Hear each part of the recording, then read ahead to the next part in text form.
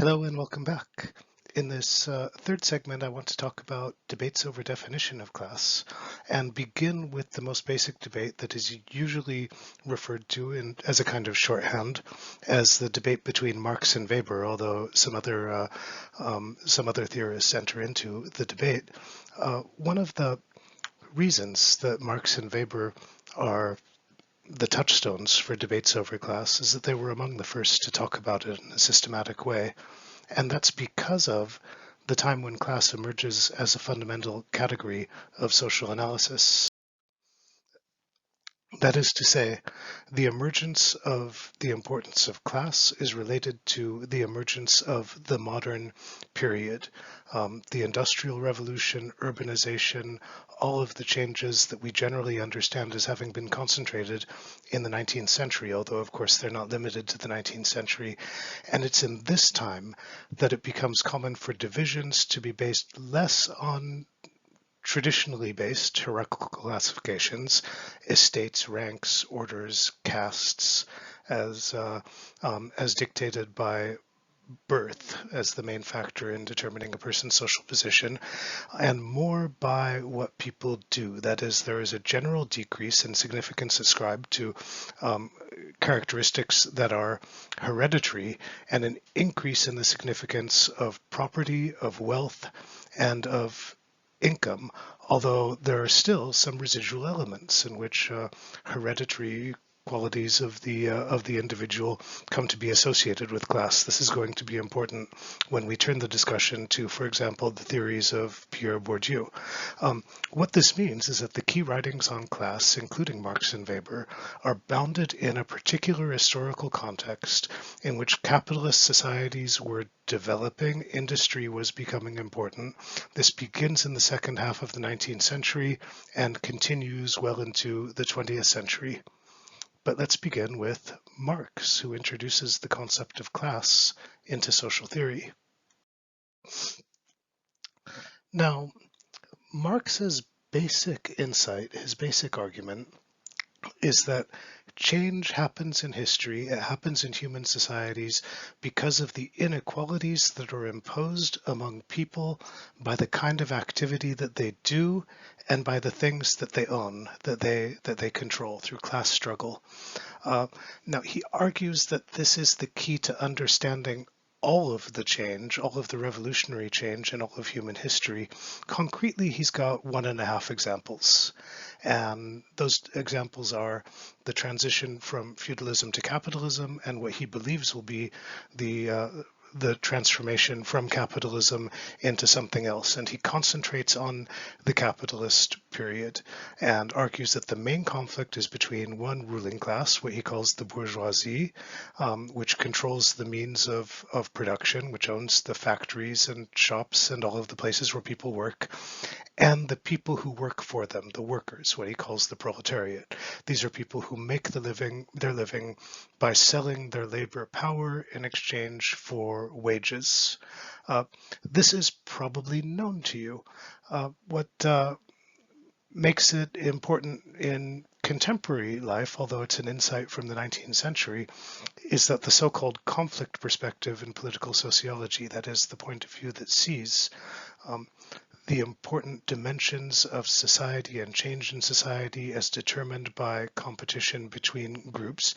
It draws from this perspective, says the class struggle is the frame for understanding all struggles. The class struggle defines difference between classes, defines forms of domination and control. It defines the ways in which power is exercised, and it is broadened to account for other factors of division, including gender, race, ethnicity, and so on.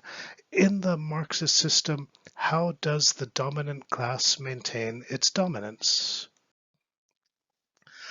Marx develops a kind of economic theory. I think economists would tell you it's not an economic theory that necessarily accounts for all of the creation of wealth and of value.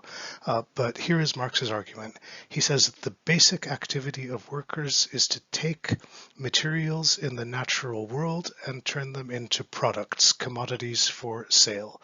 They do this for a wage.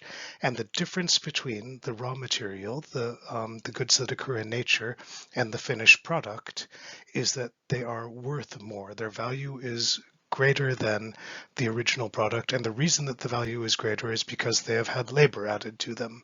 That is, they have been finished. The value is also greater, this is how owners are able to make profit, than the combination of the cost of the raw materials and the cost of the workers' labor to the owner. So what workers do is create surplus value, but the workers do not control the surplus value that they create. That's transferred to the owners. As the owners of the means of production, they are able to take the surplus, turn it into profit, which maintains and increases their power. So this is the basis on which owners have power over workers and owners are able to maintain power over workers. Marx envisions in a future society in which the owning class has been eliminated or replaced, that workers would be able to keep the surplus that they create and then live freely out of their labor, or for the surplus to be used for the common good. So this is the basic system, and as an insight, it's fundamental in social theory. It has some flaws that are possibly obvious. There is more than one way of creating value, but it becomes the basis on which an entire superstructure is created. First, the inequality that is created through the system is normalized and reproduced through ideology, through systems of education, culture, religion, all of these mechanisms that make it appear to be natural and unavoidable. So this means that the workers, the proletariat, are kept in their position by the power of capital, which has taken control of the means of production from them. And Marx argues that over time, the workers will become conscious of the situation and conscious of the power that they have, and form as a class that is a class conscious of its own interest. And at this point, the class becomes a political category. It has the power to impose its will to reorganize society under a new class system. Now, whether this prediction about the future is a good one or not, this is an argument we could have forever. What it tells us about the status of class in society may be a bit more interesting. Because what Marx is saying then is that class has both objective and subjective factors. The objective factors have to do with the position of a group of people who share among them a relationship to the means of production, to the way that work is done and the way that things are owned. But it also has a subjective status. Class is subjective in the sense that members of a class are conscious of their position as members of a class, of their similarity, of the fact that they have interests in common, and this is what Marx calls, and what Marxists call, class consciousness. That is the sharing of views of how society would be organized in the interest of the class of people of which people are a member. And this becomes the key for a move by scholars away from attempting to classify people objectively according to what class they are in, and increasingly towards subjective factors, toward asking the question of whether people are aware of the class that they are in and whether members of a class organize themselves as a class. And you see this in a lot of political history that's been influential in understanding how classes are formed and how they are created. The example that's given on the slide is E.P. Thompson, who did his famous histories of the British working class.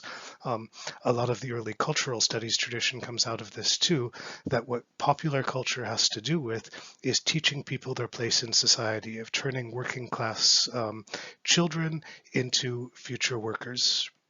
So the core of this is, if we're understanding Marxist approaches to class, is that the structuring factor of class for Marx is economic, and it is exclusively economic. It has to do with how control of property structures the work that people do, and eventually what they think of themselves. This insight on the economic foundation of class is important. Weber approaches it, and Weber, I think what we need to understand about Weber is that he enters the debate not as an opponent of Marx, but as somebody saying Marx has made an important insight but it is incomplete. And he argues that the factors that structure class are not exclusively economic, because how can we account for some anomalous class positions for people engaged in different sorts of fundamentally working class activities, but who earn a very high income and are able to control a lot of property? Think of highly paid professions, people like plumbers, electricians, trash collectors, or people who work in positions that have a high level of prestige but get a low income, like oh yes, like professors. Uh, so these are anomalous positions, and what they tell us is that there are more factors that go into the creation of class than simply economics. And so Weber develops three dimensions to understanding differentiation of people according to class. Class, status, and power. Now, class is basically what Marx describes as class, according to Weber. Status has to do with the ability of people to control or to call upon access to honor and recognition in the social environment. Power has to do with the degree to which people are able to exercise control over institutions and the ways that decisions are made in society. And Weber argues fundamentally we have to look at all of those dimensions in order to understand differences of position. And what differences of position amount to is the access that people have toward life chances, whether their life chances are going to be restrictive or expansive in the social environment. If we compare the approach of Marx and the approach of Weber, we could say Weber integrates Marx's fundamental insight, that is that property and work make a large contribution to the constitution of classes, but he's critical of it because he says it's not sufficient to look only at material elements. He is dismissive also of Marx's utopian idea that when the working class becomes conscious of itself, it will make a revolution, and after the revolution, everything will be nice. We don't know that the working class will make a revolution, and we don't know whether everything will be nice after the revolution. So that the main difference between Marx and Weber has to do with looking at things in a single dimension or looking at a multidimensional approach to society and to historical development. But if we look at these contrasts, we also want to look at things that they have in common. The first thing that they have in common is that both Marx and Weber look at class not as a gradation, not in a way that suggests that you have answered questions about class if you classify people into upper, middle, and lower or something like that, but rather that class is systematic and it has to do with the ways that people operate, the way that they act in relation to one another because of position. Second thing that they have in common is that they both look at property as being very important. The difference being that for Marx, property is the only dimension defining class. For Weber, there are also cultural dimensions, elements of tradition, and so on. A third thing that they have in common is that they look at class as not so much a place. They don't try to impose a geographical metaphor on class difference, but they think of members of classes as potentially collective actors. That is, that a social position is a source of social action.